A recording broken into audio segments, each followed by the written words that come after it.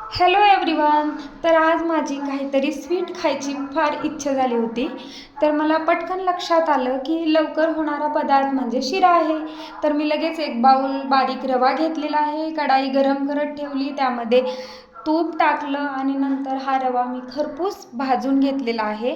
नंतर त्याच कढाईमध्ये मी परत तूप टाकून घेतलेलं आहे. नंतर त्यामध्ये दूध ॲड केलं, चवीनुसार साखर टाकली आणि त्याला चांगली उकळी फुटू द्यायची आहे.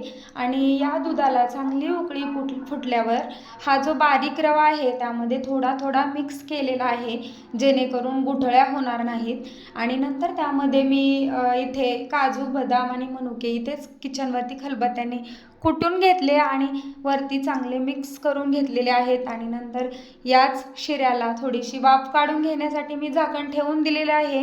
आणि 2 ते 3 मिनिटानंतर झाकण काढून हे चांगलं मी एका बाउलमध्ये सर्व केलेलं आहे आणि त्यावरती आता तुपाची धार सोडलेली आहे. तर माझा शिरा रेडी आहे.